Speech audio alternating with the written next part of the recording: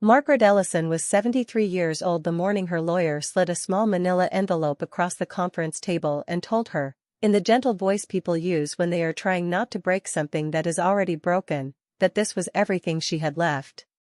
47 years of marriage.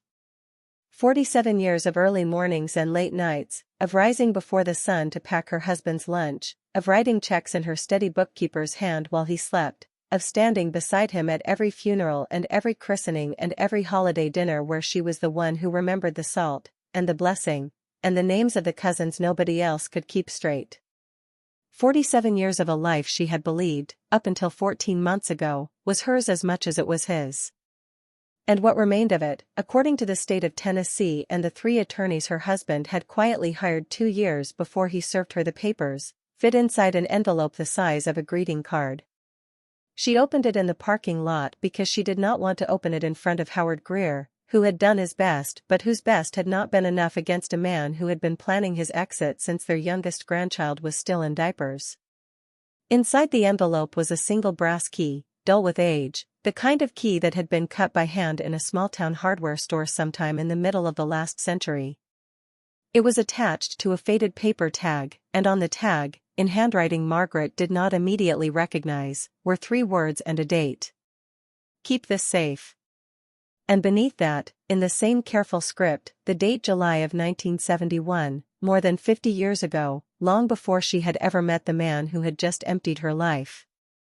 There was also a folded piece of notebook paper, and on that paper, in her ex-husband's handwriting, the handwriting she had seen on 47 years of anniversary cards, there was a single sentence. "This belonged to your grandmother. I have no use for it. Take it and be done with me."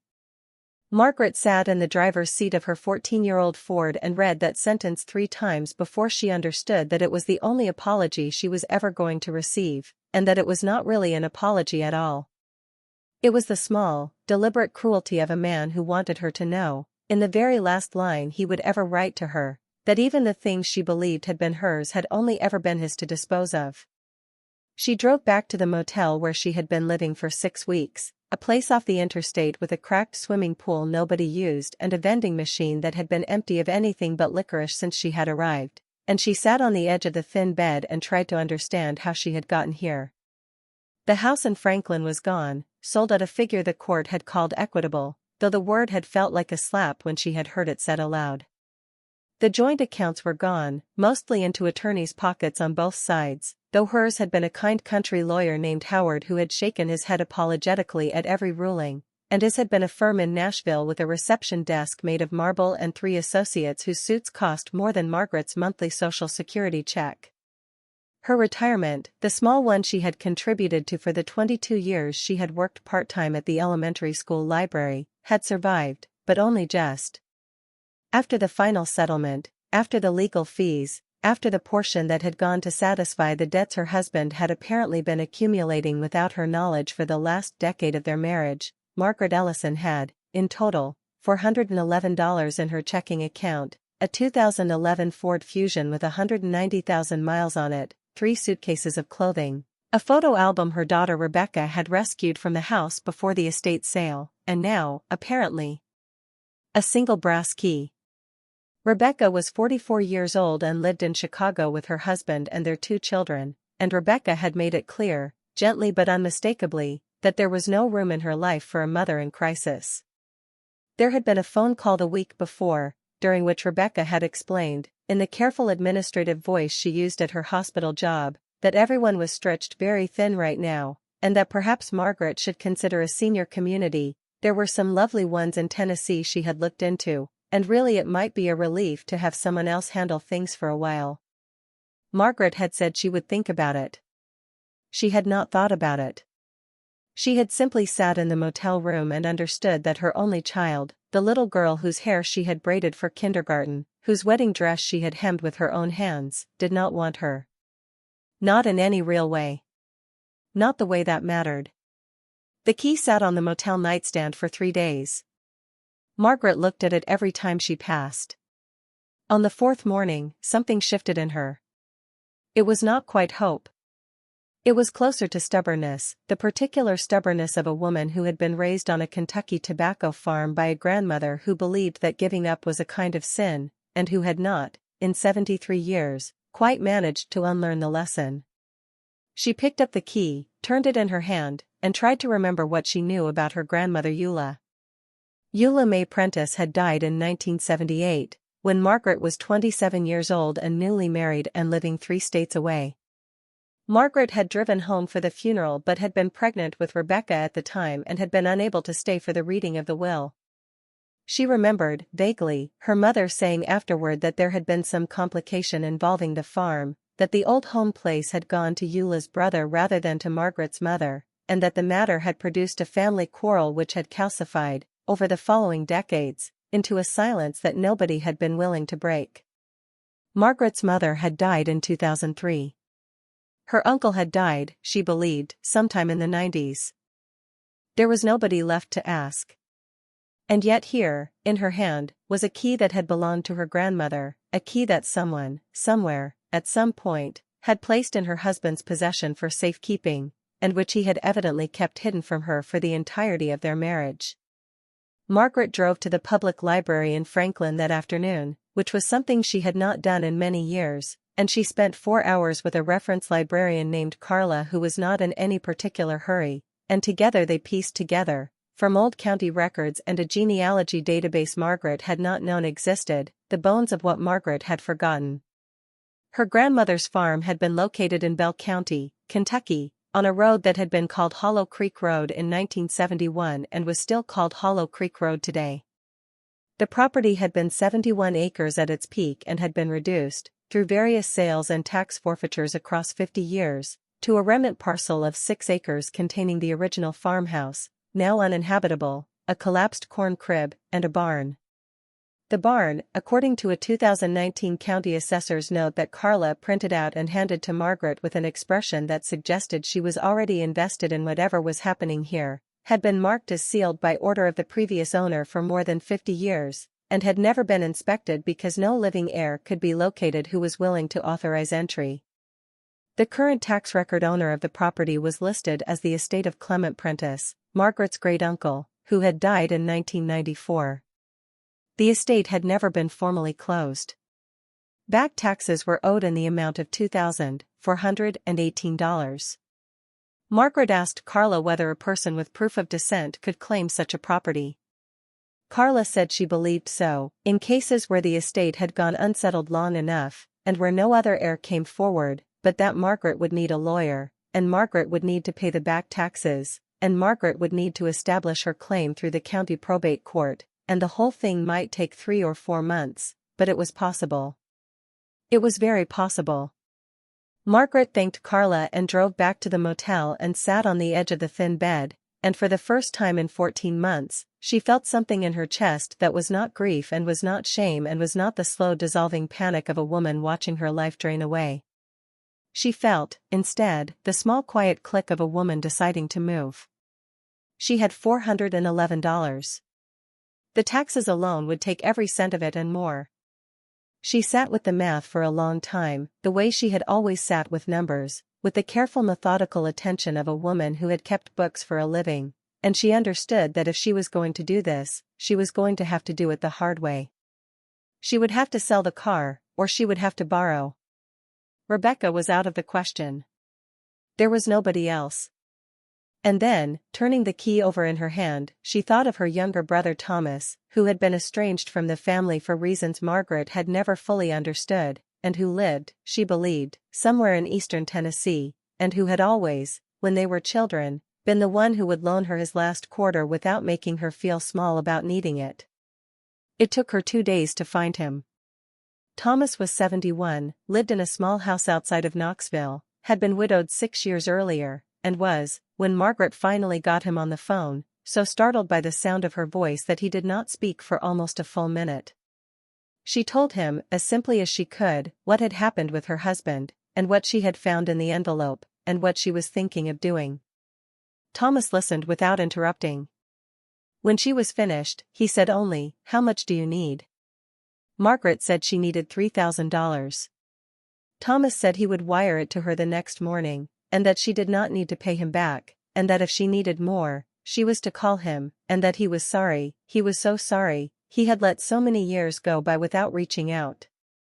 Margaret did not cry on the phone because she had made a rule with herself about crying in front of people, but when she hung up she sat in the motel room and wept for 20 minutes, the kind of weeping that is not quite sadness, that has some other element in it, the element of a person who has not been touched with kindness in so long that the kindness itself becomes a shock to the system. The next morning she drove to Kentucky. Hollow Creek Road was exactly what Margaret had expected, and also not at all what she had expected. It was a narrow two-lane that wound up through the hills east of the small town of Pineville, past abandoned filling stations and churches that had lost their congregations and the occasional single-wide trailer with a satellite dish and a dog chained to the porch. The land itself was beautiful in the way that eastern Kentucky is beautiful, which is to say, in a way that most people passing through on the interstate do not recognize as beauty, because it is the beauty of hollows and ridges and thick stands of second-growth hardwood, of creeks that run cold even in August, of a country that has been used hard and has kept its dignity anyway. She found the property by following a hand-drawn map Carla had made for her. The mailbox was gone, the driveway was 2 tire ruts overgrown with Queen Anne's lace, and the farmhouse, when she finally saw it through the trees, was a ruin. The roof had gone in decades ago. The porch had fallen. The windows were empty black rectangles, and a large sycamore had grown up directly through what had once been the parlor, its branches breaking out through the frame of the second-story window. Margaret sat in the Ford with the engine off and looked at the house her grandmother had been born in, the house her mother had grown up in, the house she herself had visited as a small child and could only barely remember, and she felt an emotion she had not expected, which was recognition. Something in her, in the bones of her, knew this place. The barn was set back from the house about 200 yards, at the edge of a sloping field that had gone to scrub pine and sawgrass. And the barn, unlike the house, was still standing. It was a Kentucky-style tobacco barn, black-painted once, now weathered to the color of old iron, with the long vertical vents in its sides and the broad sliding doors at either end. It was easily 60 feet long and perhaps 40 wide. Margaret got out of the car and walked toward it slowly, her hand in her coat pocket closed around the brass key. As she approached, she began to see what her great-uncle Clement had done. The barn had been sealed. Not padlocked, not merely closed, but sealed, in the serious way a man seals something he does not intend for anyone to open for a long time. The 2 great sliding doors at the front had been nailed shut with long iron spikes driven through the planks and bent over on the back. Across the doors, 2 heavy beams had been spiked in place at an angle, forming an X that would have to be pried off before the doors could move. The side door, a smaller personnel entrance, had been boarded over with planks nailed diagonally, and the boards themselves had been coated in what appeared to be roofing tar, brushed on thick and allowed to cure into a black shell. Every seam around the windows, every gap between the boards, had been caulked with something that had hardened into a dark resin and then painted over. The barn had been closed, deliberately and with effort, by a man who had wanted to keep weather, animals, and human curiosity out of it for the foreseeable future. And at the very front of the barn, beside the X-beamed main doors, set into a small recessed plate of iron that had been bolted directly into the oak frame, there was a lock. It was an old lock, the kind of lock you do not see much anymore, a Yale padlock of the sort that was made in the early part of the 20th century, the body cast iron, the shackle thick as a man's thumb, and the keyway a particular narrow cruciform shape that had gone out of fashion before Margaret was born. Margaret stared at it for a long moment, and then she took the brass key out of her coat pocket and held it up to the light, and she saw, with a kind of dizzy certainty, that the cuts on the bit of the key corresponded exactly to the pattern of the keyway. Her grandmother's key. Her great-uncle's barn. 52 years of silence. She did not try the key that day. She was, suddenly and without warning, too overwhelmed to do it, and she understood, with the same instinct that had told her the land was hers, that this was not a thing to rush. Whatever was in the barn had waited half a century to be found. It could wait one more night. She drove back down Hollow Creek Road to the small motel in Pineville that Carla had recommended, and she checked in for a week, and she lay on the bed in the room and looked at the ceiling and felt, for the first time since the papers had been served on her kitchen table 14 months ago, that she was somewhere she was supposed to be. The next morning she drove to the county seat and filed the paperwork to begin her claim on the estate of Clement Prentiss.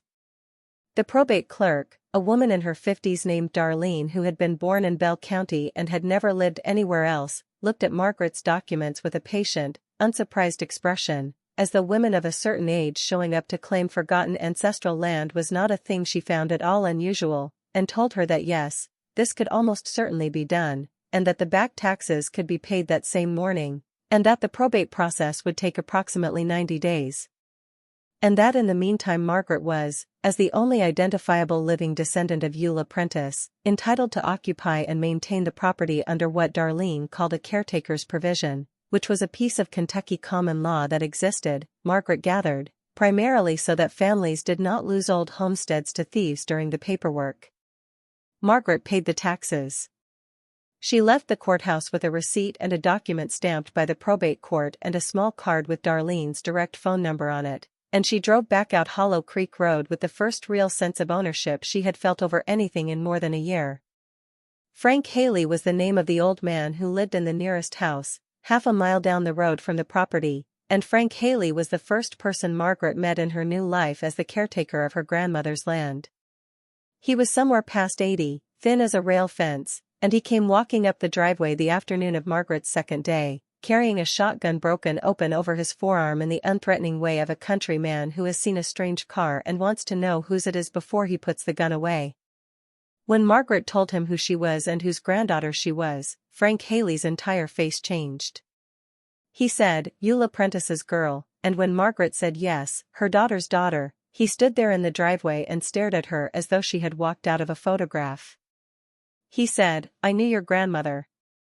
I was a boy. She was the finest woman in this hollow, and there was not a person who knew her who would tell you different. And your great-uncle," he said, after a pause, "was a harder man. But he was a man with his reasons." He looked at the barn behind her, and he said, "You aim to open that?" Margaret said yes, she did. Frank Haley said, "You will need help." And then he said, "My son Wendell has tools."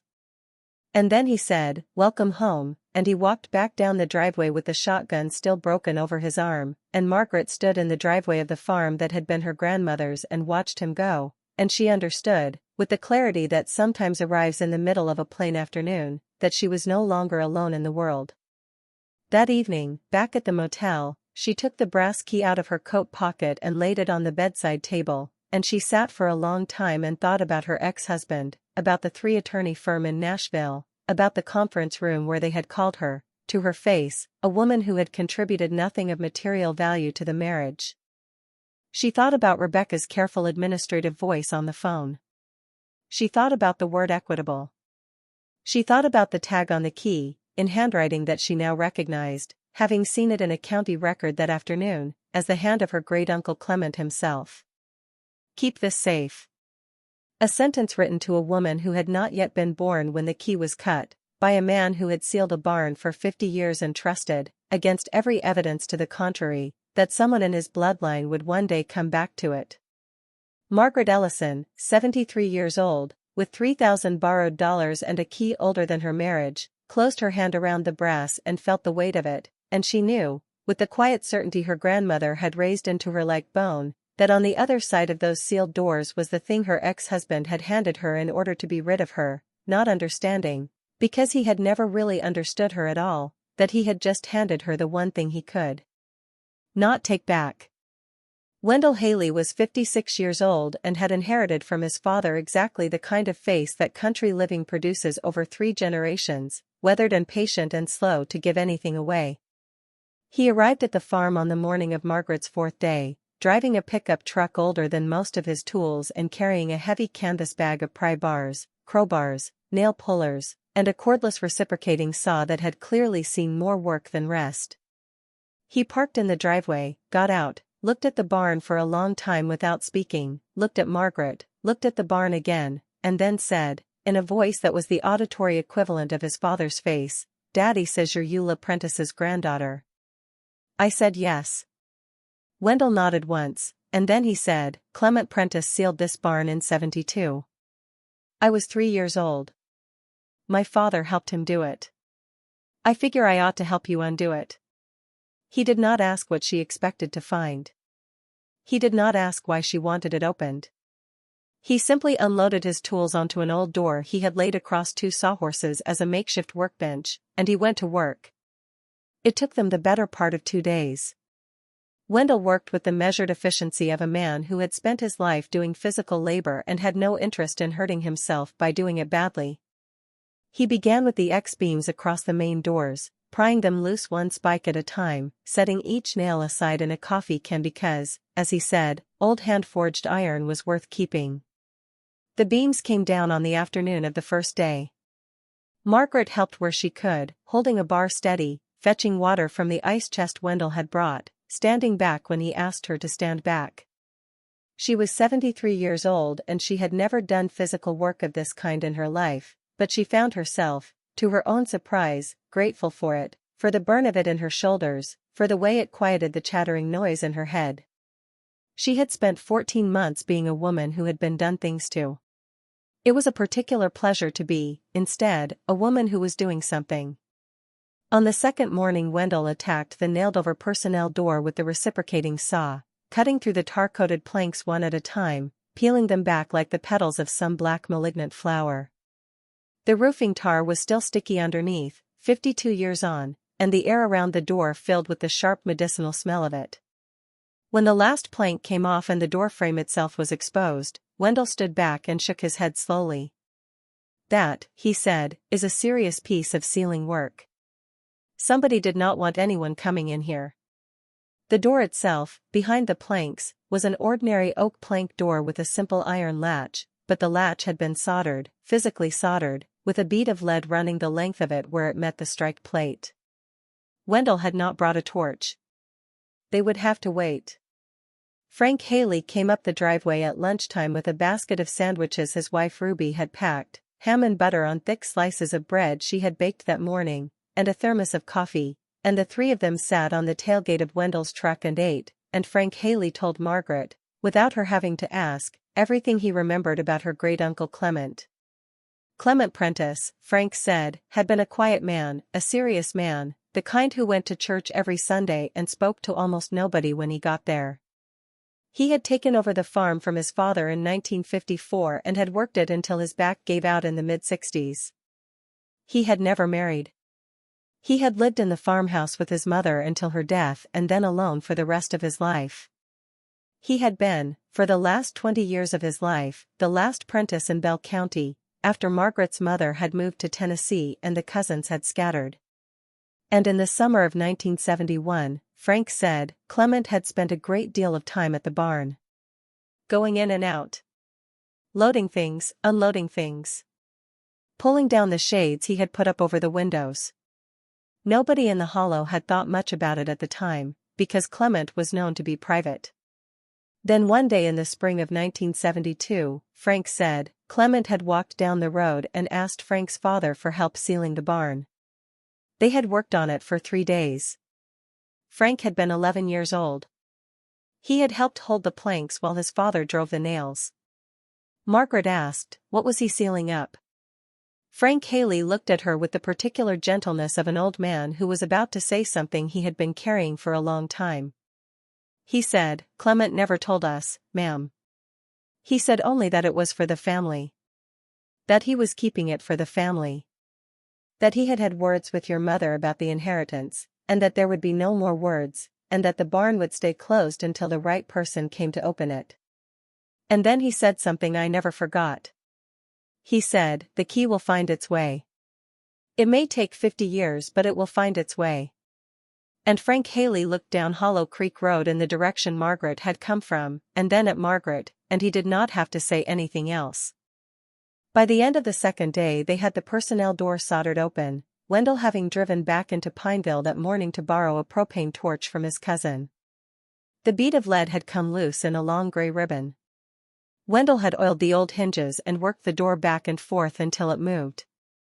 And then he had stood aside, and he had looked at Margaret, and he had said, Ma'am, this is your place, and this is your door, and I believe you should be the one to open it." Margaret took the brass key out of her coat pocket. It was the main doors that carried the padlock the key was cut for, not the side entrance, but she held the key in her hand anyway, held it the way you hold a thing that has become an anchor, and she put her other hand on the iron latch of the personnel door, and she pulled. The door swung open on the kind of silence that is not really silence, that is instead the low hum of a space that has been closed for so long that it has developed its own weather. A draught of air moved past her cheek, cool and dry and carrying a smell she could not immediately place, a smell that was not must, not rot, not the damp animal smell she had expected from a Kentucky barn, but something closer to the smell of an old library, of paper and wood and still dust. Wendell clicked on a heavy battery lantern and handed it to her without a word. Margaret stepped across the threshold into her great-uncle's barn. The first thing she saw was that the floor had been swept. That was the thing that stopped her. In a barn that had been sealed for 52 years, where she had expected inches of dust and drifts of leaves and the skeletons of small animals, the oak plank floor was clean. Not pristine, there was a fine gray film of time over everything, but clean in the way a space is clean when the person who leaves at last takes the trouble to sweep. Clement Prentiss had closed his barn the way some men close a church. The second thing she saw was that the barn had been organized. She had expected the interior to be the empty cavernous space of a working tobacco barn, with the long curing rails overhead and the bare floor below. That structure was still there, the great oak rafters running the full length of the roof, the rail system where tobacco had once hung to dry. But the floor had been transformed. Along both long walls, Clement had built heavy plank shelving, floor to ceiling, braced with diagonal crossmembers, and on those shelves, row after row, stacked with the careful attention of a man who had spent his life knowing exactly where each of his possessions belonged, were crates. Wooden crates of various sizes, some stenciled with the names of feed companies and hardware stores that had gone out of business before Margaret was born, some unmarked, all of them closed, all of them labeled in the same precise hand that had written the tag on the key. And in the center of the barn, occupying the great open space where tobacco had once hung, was a shape under a heavy canvas tarp. A long shape. A very long shape. Shaped, Margaret realized after a moment of looking, like an automobile. She did not go to the tarp first. Something in her, some instinct she could not have named, told her to begin with the shelves, to go in the order her great-uncle had laid out for her, because Clement Prentiss had been the kind of man who put things in order for a reason. She walked to the shelf nearest the door and looked at the nearest crate. The label, in Clement's hand, read, Eulah's China, complete service for 12, Haviland Limoges, approximately 1890. She set the lantern down and lifted the lid of the crate, which came off without resistance because it had been set in place but not nailed, and she looked inside, and she saw, nested in straw and wrapped individually in squares of newspaper from 1971, the delicate gold-rimmed edges of her grandmother's dinner plates. She closed the crate. She put her hand flat on top of it. She took a breath that did not come out quite right, and she moved to the next crate. Eulah's silver, complete service for 12, Gorham Chantilly, inherited from her mother. Eulah's cut glass, 42 pieces, American brilliant period. Eulah's linens, Irish damask and handworked lace, 3 generations. Eulah's books, complete set of Dickens' first American editions, plus miscellaneous. Eulah's jewelry, see separate inventory, stored in small strongbox third shelf from top. On and on, down the length of the wall, the labels in that steady hand, each one beginning with the same word, Eulah's. Clement Prentiss had been keeping his sister's dowry, his sister's household, his sister's inheritance, for 52 years. Margaret understood, standing in the middle of that barn, the thing that Frank Haley had only half told her on the tailgate of Wendell's truck. Clement had had words with her mother about the inheritance. He had apparently lost that argument, or won it in a way that did not satisfy him, and he had, with the methodical patience of a man who could hold a grudge across decades, simply packed up every single thing that had belonged to their mother Eulah, which had been promised to Margaret's mother in some verbal agreement that had never been written down, and he had put it all in the barn, and he had sealed the barn, and he had waited. Not for her mother. Her mother had died in 2003 and Clement had died in 1994. The timing did not work. Clement had not been waiting for Margaret's mother. He had been waiting, as he had told Frank Haley's father on the day they sealed the doors, for the right person. Margaret did not know, yet, whether she was the right person. But she was the person who had come. She made her way along the shelves, opening one crate in every 3 or 4, enough to confirm that the labels were accurate and to allow herself the small jolt of recognition each time. She opened a crate of photograph albums and saw her grandmother as a young woman, her grandmother as a bride, her own mother as a little girl in a white dress on the porch of the farmhouse before the roof had gone. She opened a crate of letters, bundled in ribbon, hundreds of letters, correspondence her grandmother had kept from friends and family across 60 years. She opened a crate that was nothing but quilts, 8 of them, hand-stitched in patterns Margaret's great-grandmother had drawn out on the kitchen table in the 1920s. The colors of them still vivid because they had been wrapped in muslin and kept in the dark.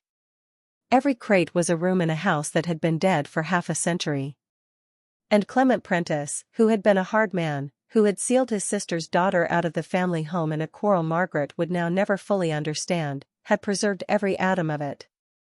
She came at last to the far end of the barn, where the shelving stopped, and she saw, on a small table at the end of the row, a single flat wooden box, unlabeled, and beside it an envelope. She opened the envelope.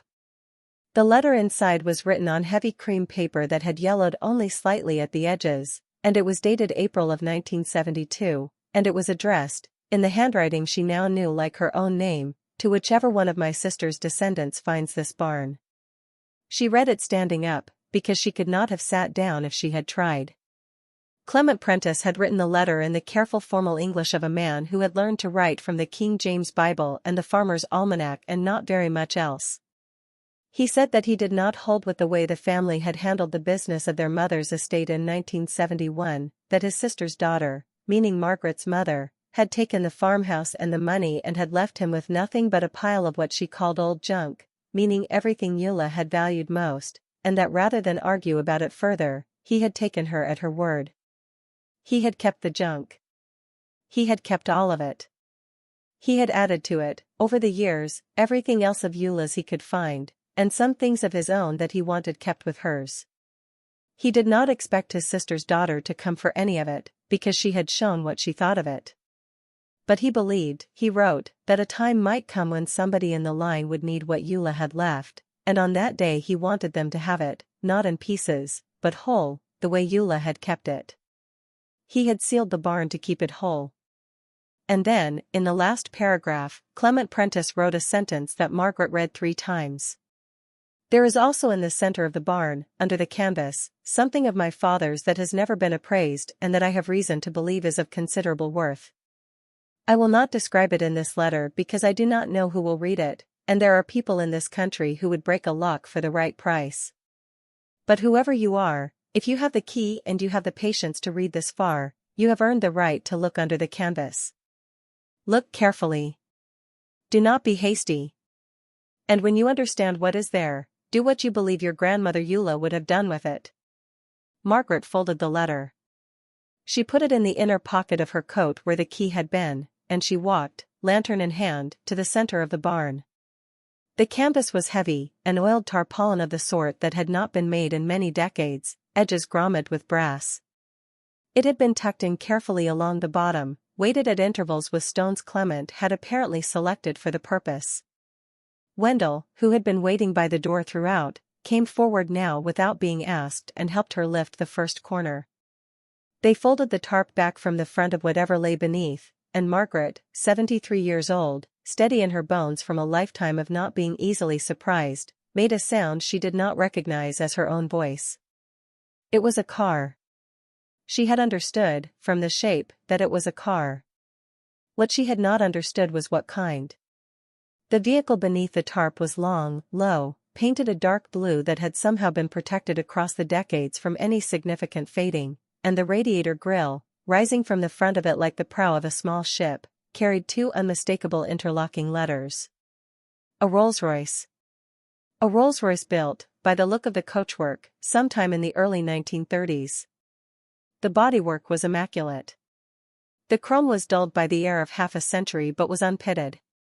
The leather of the running boards was cracked but had not come apart. The windshield was clear. The hood ornament, the spirit of ecstasy, rose from the radiator cap in perfect silver, her wings thrown back, her gown streaming. Wendell said, "Ma'am." And then he could not say anything else. Margaret walked slowly around the car. On the side of the hood she found a small brass plate engraved with coachwork information she did not understand but knew was significant: Park Ward, London, 1934. She found, under a second smaller tarp in the back seat, a leather folio of documents.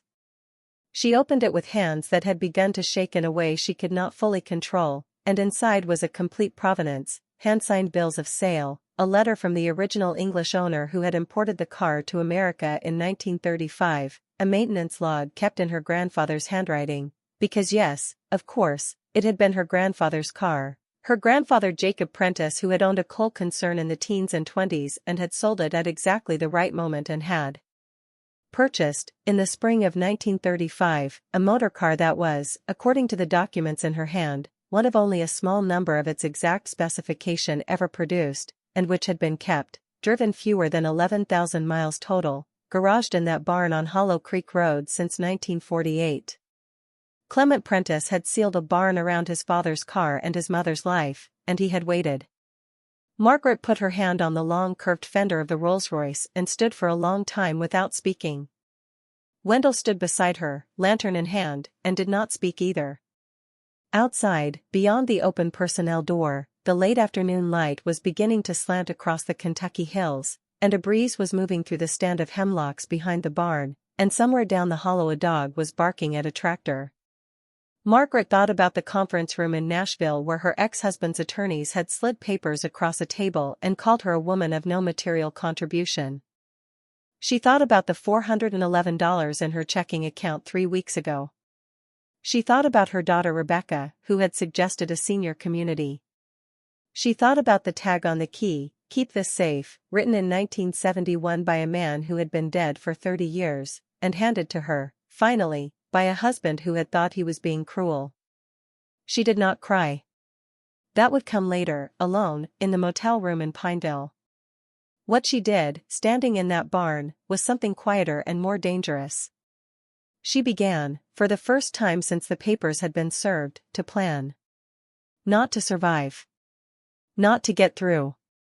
To plan, the way a woman who has kept books her entire life plans, with attention to every line item, with an eye for the long horizon, with the understanding that a thing of this magnitude required care, required counsel, required patience, and required, above all, that she not act as her great-uncle had not acted, out of bitterness. Clement had sealed the barn because he did not want his sister's things sold off piecemeal to pay for things that were not her. Margaret understood, standing beside the Rolls-Royce in the fading afternoon light, that she had a duty now, not only to herself but to a woman she had barely known and a man she had never met, and that she was going to have to be very, very careful, and very, very smart, and very, very slow. She turned to Wendell. She said, "I need to make some phone calls. I need a lawyer, and I need an appraiser, and I need, most of all, for no word of this to leave this hollow until I am ready for it to leave." Wendell Haley, whose father had helped seal this barn when he was 3 years old, and who had just helped Margaret open it 52 years later, looked at her with an expression that was part awe and part the simple recognition of a countryman for a woman who knew her own business, and he said, "Ma'am, you have my word, and you have my daddy's word, and I will tell you right now that you have every word in this hollow if you want it, because Clement Prentiss was kin to us too in the ways that matter, and this is his wish as much as yours. Nobody will know until you are ready."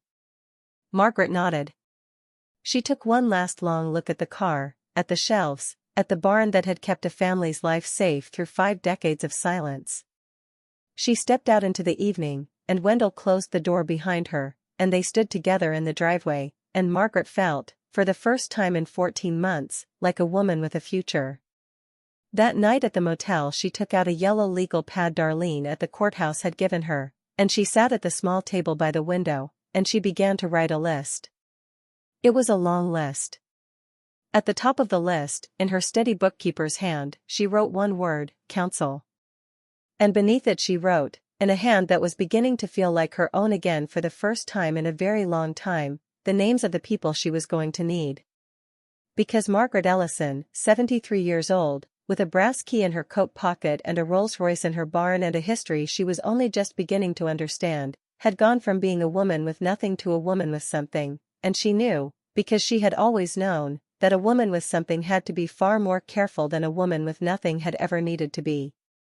The first call Margaret made the following morning was to Howard Greer, the country lawyer in Franklin who had done his best against Nashville and had apologized at every turn for not having been able to do better.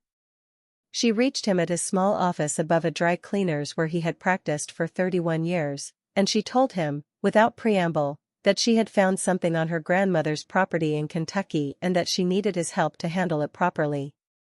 Howard was quiet for a moment. He asked her what she meant by something. She told him. There was a longer silence on the line than she had expected. When Howard finally spoke, his voice had an edge of caution in it she had not heard before, the caution of a lawyer who has practiced long enough to know when a case has just changed size. He said, "Margaret, I am not the right attorney for this. I will help you find who is. And I will tell you, before I do anything else, that you are now at a point where every decision you make matters, and where people are going to come at you from directions you have not considered. I want you to promise me that you will not speak to anyone about this, anyone at all, except the people I send you, until we have a plan in place." Margaret promised. She was, she realized, already promising. She had been promising herself this since the moment she had read Clement's letter. Howard called her back that afternoon with 3 names. The first was an attorney in Louisville named Diane Albright, who specialized in estate recovery and quiet title actions in Kentucky, and who, Howard said, had a reputation for being both exceptionally thorough and exceptionally discreet. The second was an appraisal firm in Chicago called Hanover and Finch, which handled high-end automotive provenance for auction houses and private collectors and which, crucially, did not leak. The third was a fine arts and decorative arts appraiser in Nashville named Eleanor Wyatt, no relation to Margaret by blood but related, Howard said, by the particular quiet competence of women of a certain generation who had outlasted the men who underestimated them. Margaret wrote down all 3 names in her steady hand, and she called each of them that afternoon, and within 48 hours she had an appointment in Louisville and a tentative commitment from Hanover and Finch to send a team down the following week, and Eleanor Wyatt had agreed to drive up from Nashville on the weekend because she said, on the phone, that she was intrigued, and that the words Haviland Limoges and American Brilliant Period and Gorham Chantilly in a single inventory were not words she heard every day, certainly not from a single estate. Diane Albright was 61 years old, wore suits that did not apologize for anything, and met Margaret in a conference room in Louisville that had none of the Nashville marble and all of the quiet competence that marble is sometimes meant to disguise. She listened for 90 minutes without interrupting as Margaret laid out the entire history, the divorce, the envelope, the key, the probate filing, Frank and Wendell Haley, the barn, the shelves, the Rolls-Royce, Clement's letter. When Margaret finished, Diane Albright sat back in her chair and said, "Mrs. Ellison, I want to say 3 things to you. The first is that your probate claim is, from what you've described, extremely solid, and I believe we can close it in less than 90 days rather than the full period. The second is that the provisions of your divorce settlement have no bearing on this property whatsoever, because this was never a marital asset. Your ex-husband held the key in a custodial capacity only. He had no ownership interest in the estate of Clement Prentiss, and his handing you the key did not transfer ownership. It simply stopped his interference. Anything he signed in the divorce proceeding that purported to release his interest in this property was releasing an interest he never had. He cannot come back for any of it. And the third thing is that when your ex-husband learns what was in that barn, because he will learn, he will almost certainly try, and when he does, I am going to very much enjoy telling him no." Margaret allowed herself, for the first time in 14 months, a small precise smile, and Diane Albright saw it and returned it, and the 2 of them understood each other completely. Hanover and Finch sent a 3-person team down from Chicago the following Tuesday.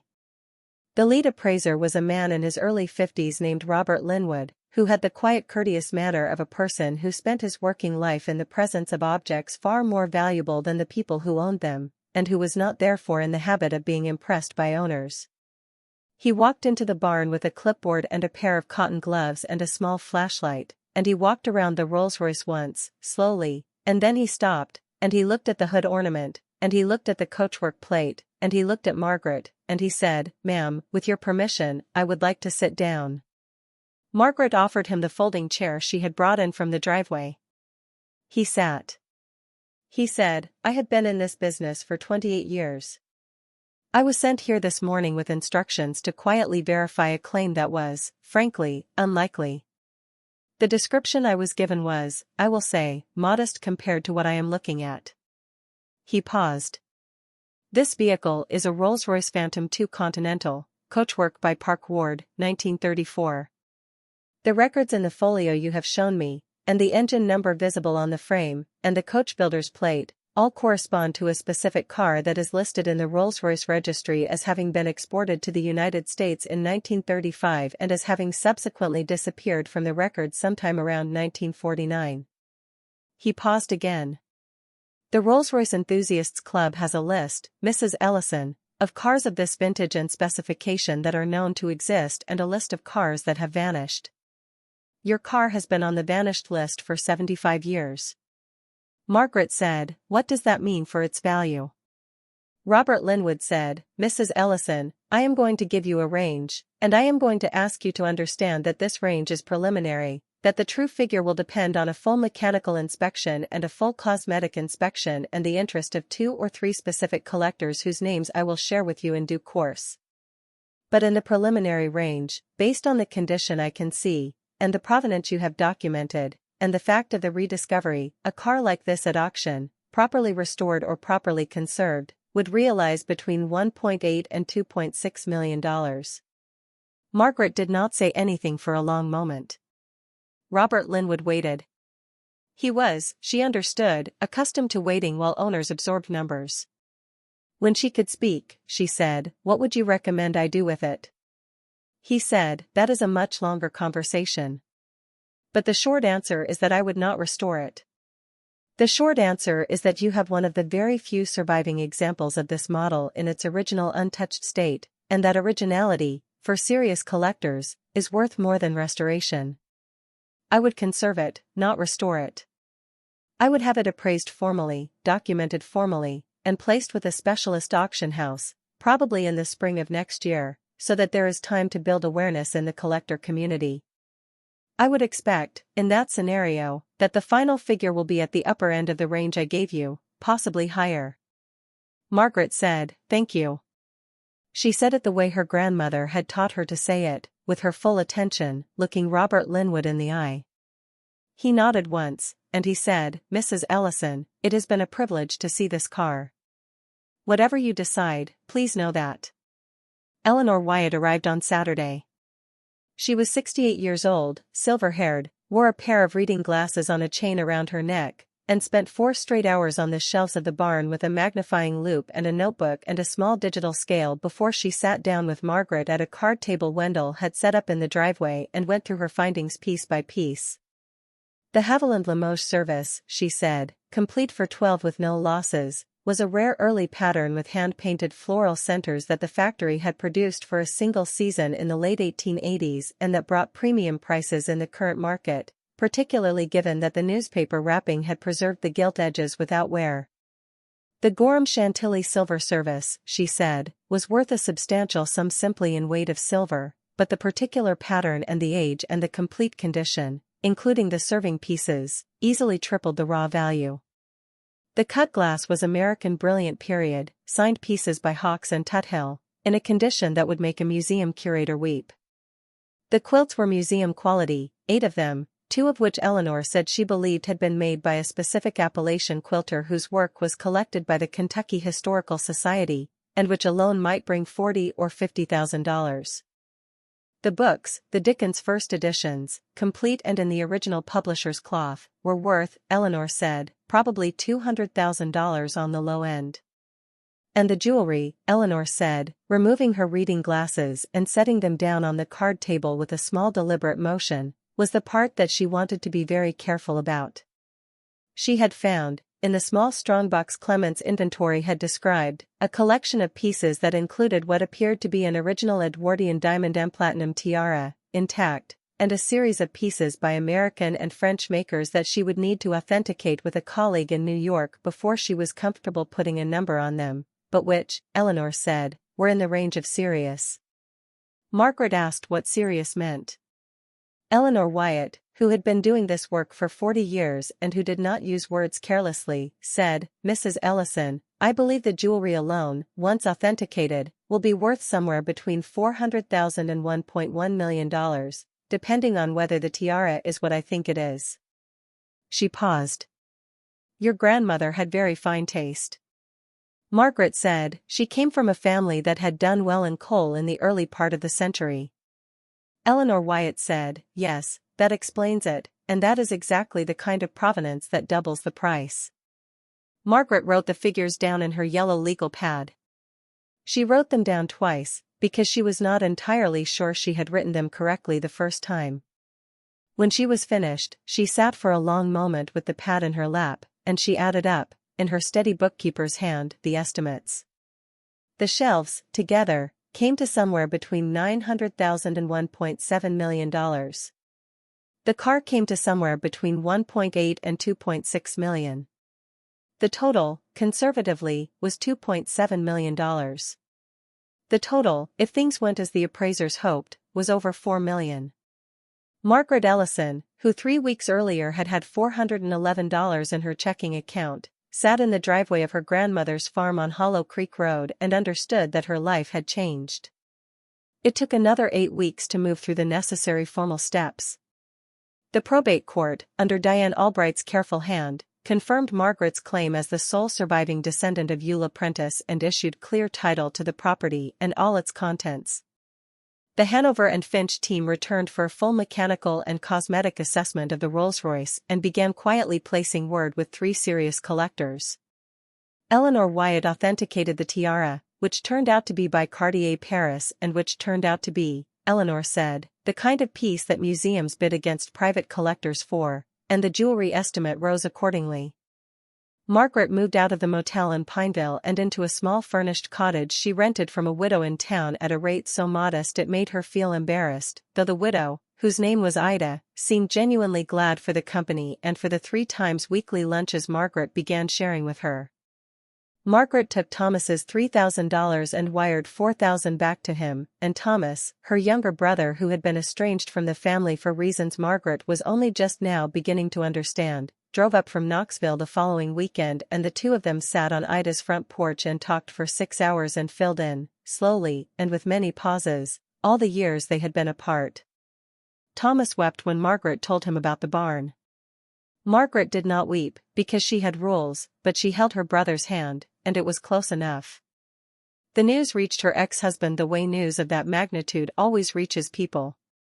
Margaret did not know, and did not particularly care, which specific person in the long chain of small-town gossip had finally carried the word to Nashville. Hanover and Finch had been discreet, and Diane Albright had been discreet, and Eleanor Wyatt had been discreet, and Wendell and Frank Haley had kept their word with the absolute silence of country men whose word meant something to them. But Pineville was a small town, and Bell County was a small county, and Margaret had been seen at the courthouse more than once, and the title change on a Prentiss family property in Hollow Creek had shown up in the weekly legal notices of the Pineville Sun, and someone, somewhere, had mentioned it to someone else, and the word had traveled. The call came on a Wednesday afternoon, 11 weeks after Margaret had opened the barn, while she was sitting on Ida's porch drinking coffee and reading the newspaper. Her phone rang. The number was her ex-husband's. Margaret looked at it for a long moment and then she set the phone down without answering and went back to her coffee. He called 3 more times that afternoon. He called 8 times the next day.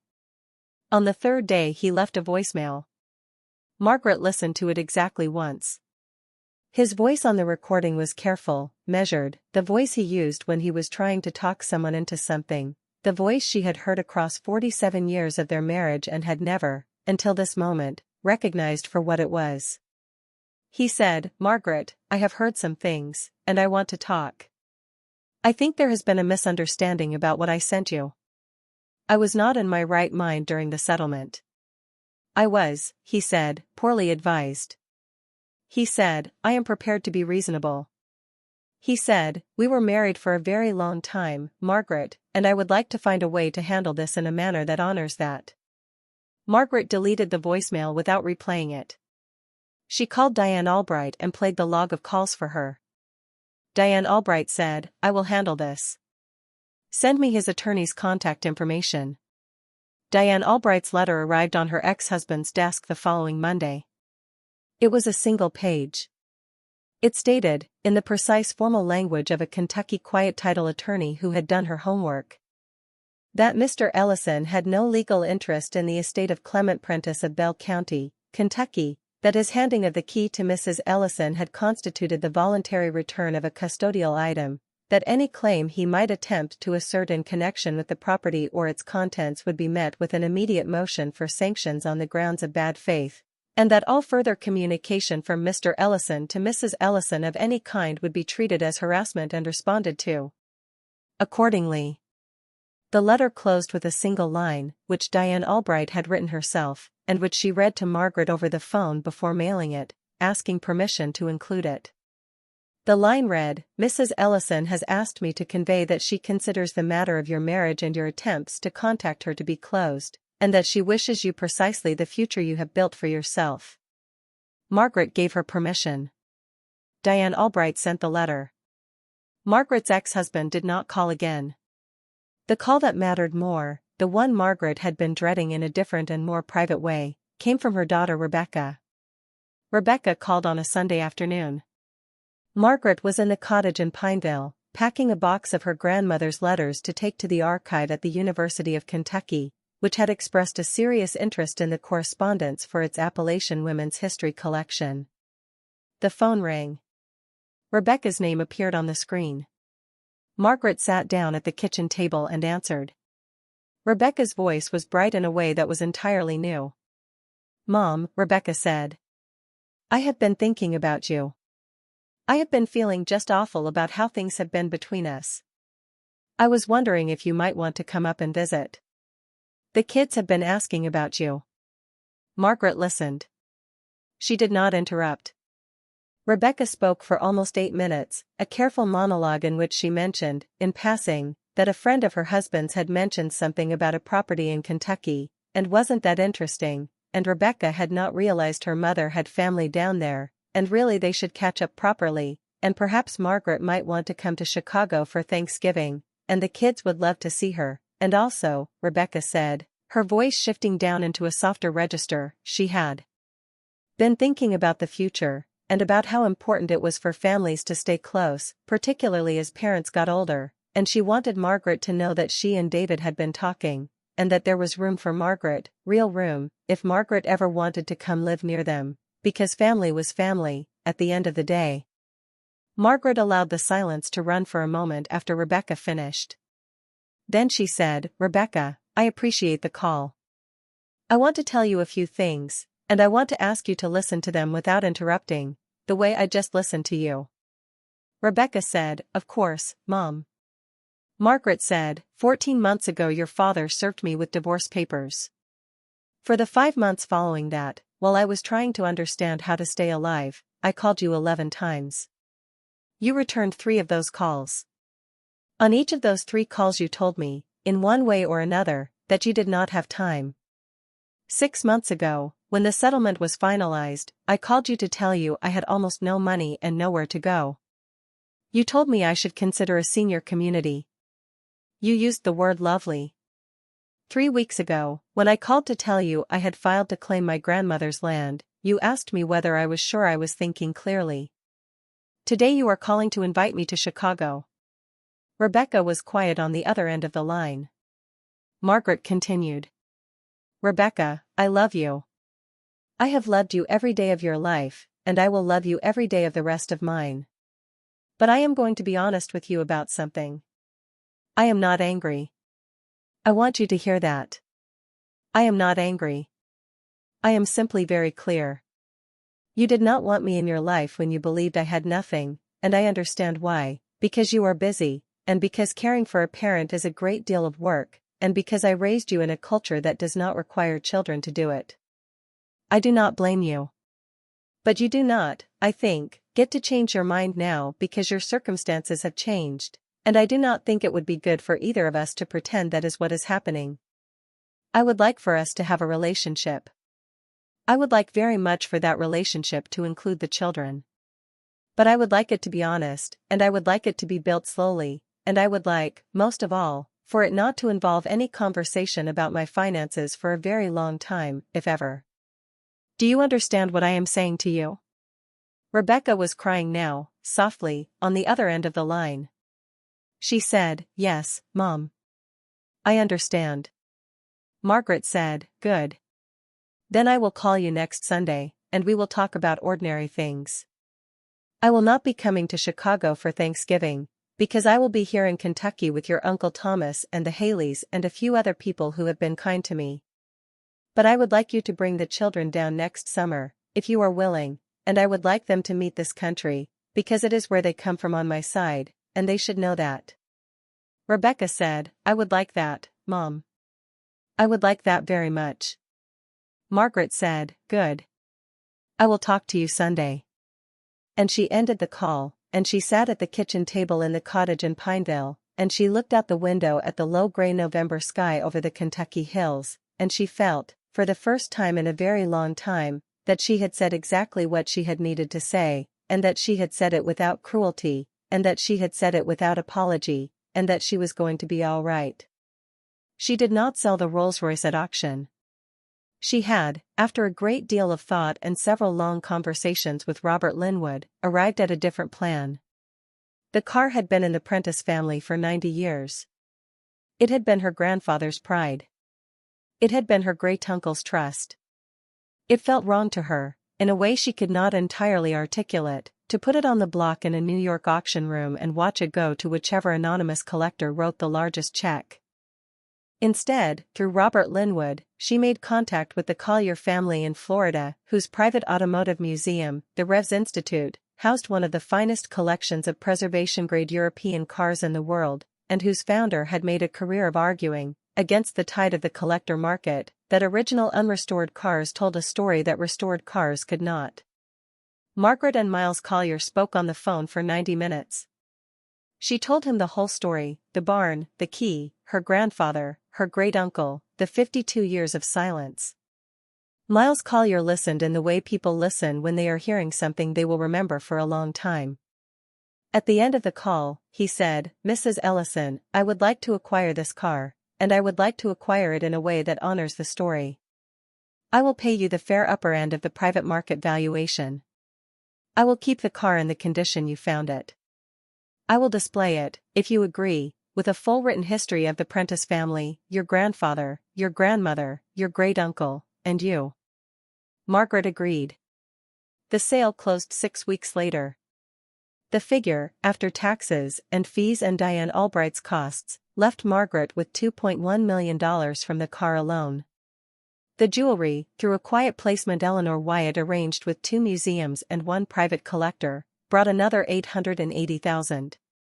The books, the silver, the china, the glass, the linens, the quilts, sold selectively over the following year through Eleanor's careful hand, brought an additional $740,000.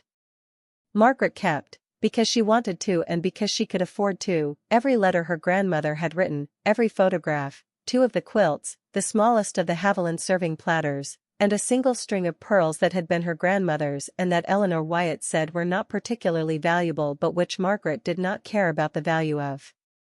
The rest she sold or donated, and the money went into a trust Diane Albright structured with the particular care of an attorney who knew her client meant it to last. Margaret bought back her grandmother's farm, the full 6 acres, and she contracted with Wendell Haley and his son-in-law, who was a carpenter, to stabilize and preserve the old farmhouse, not to rebuild it but to keep it standing, so that the bones of the place her grandmother had been born in would not be lost.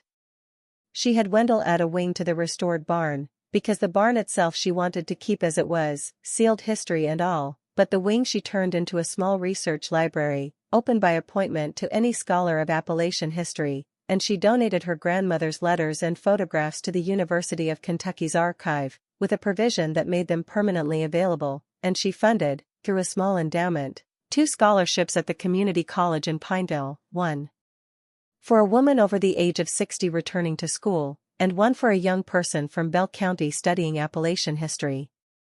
She named both scholarships after her grandmother, Eulah Mae Prentiss. She said the name aloud when she was signing the endowment papers, and it felt, finally, like a name that belonged in the world again and not just in the silence of a sealed barn. She did not move back into the farmhouse, because it was not habitable and because she did not, at 73, want to live by herself in a hollow. She bought, instead, a small sturdy house on a quiet street in Pineville, 3 blocks from Ida's place, and she settled into the town in the slow particular way a person settles into a community that recognizes them. She joined the Presbyterian Church because her grandmother had been a Presbyterian, and she joined a bridge club because Ida played, and she began to take, for the first time in her life, the kind of small pleasures she had always postponed. She bought a proper winter coat. She bought reading glasses that fit. She drove, one weekend in early spring, to Vermont, and she laid flowers on the grave of her sister whom she had last seen 14 years earlier, and she sat in the little graveyard for an hour in the cold clear New England sunlight and she said, out loud, I am sorry it took me so long. She drove home 4 days later and did not cry the whole way, but cried some of it, and the crying, this time, was a different kind of crying, the kind that happens when a dam has broken cleanly rather than burst. Thomas came up one weekend a month. Frank Haley died quietly the following autumn at 83, in his own bed, and Margaret sat with his family at the funeral and helped Ruby pay for the headstone because Ruby, who had been patching the Haley finances together for decades, let Margaret do it in the end, because they were that kind of friends by then. Wendell's daughter had a baby girl and named her Margaret, though Wendell, when he told Margaret about it, was so embarrassed about the honor that he could barely get the words out, and Margaret laughed in a way she had not laughed in years, and Wendell laughed too, and the 2 of them stood in the driveway of the farm in Hollow Creek, which was now properly kept and quietly beautiful, and watched the evening light move across the ridge, the way evening light had moved across that ridge for every one of the 52 years the barn had been sealed, and for the 90 years her grandfather had owned his Rolls-Royce, and for the 2 centuries Prentiss people had lived on Hollow Creek Road, and for the many thousands of years before any Prentiss had ever been there at all. Rebecca did not come the first summer. She came the second summer, with the children, and stayed a week, and the children, who were 11 and 14 and had never been to the country, were at first uncertain and then delighted, and by the end of the week the older one had asked Margaret whether he could come back the following summer by himself and help Wendell in the garden, and Margaret had said yes, of course, any summer he wanted. Rebecca and Margaret talked, on the last evening, on the porch of Margaret's house in Pineville, for a long time. Rebecca said, at one point, I do not expect you to forgive me for those months.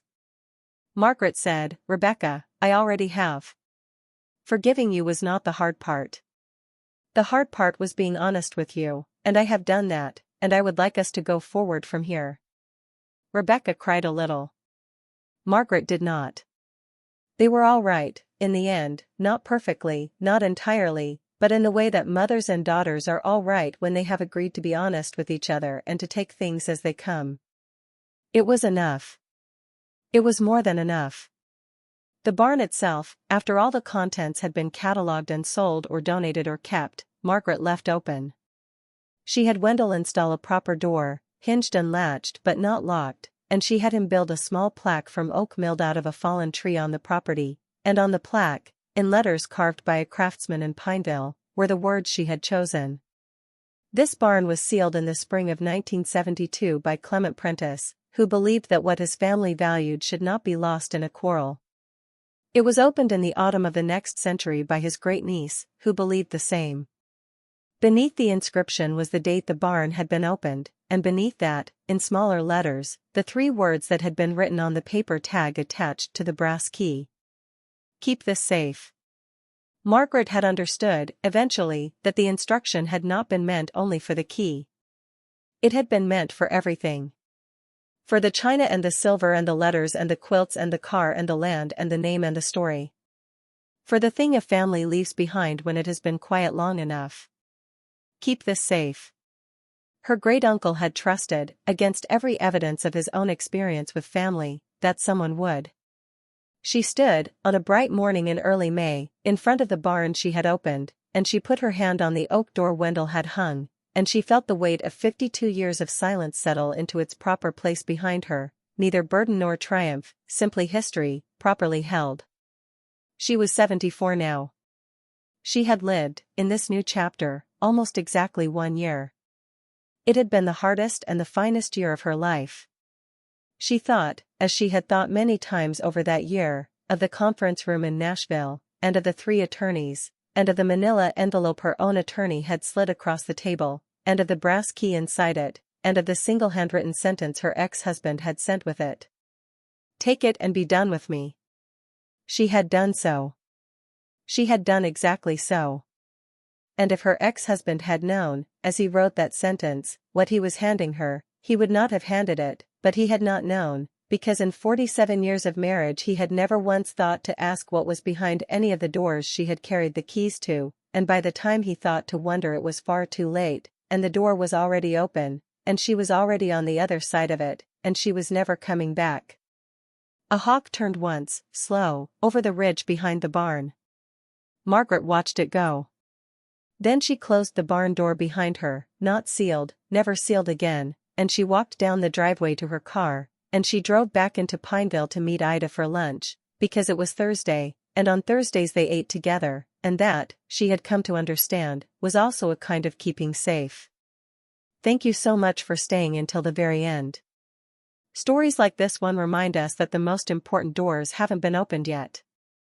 If this moved you, there are more stories waiting for you on your screen right now. And if you haven't subscribed yet, now is the perfect time.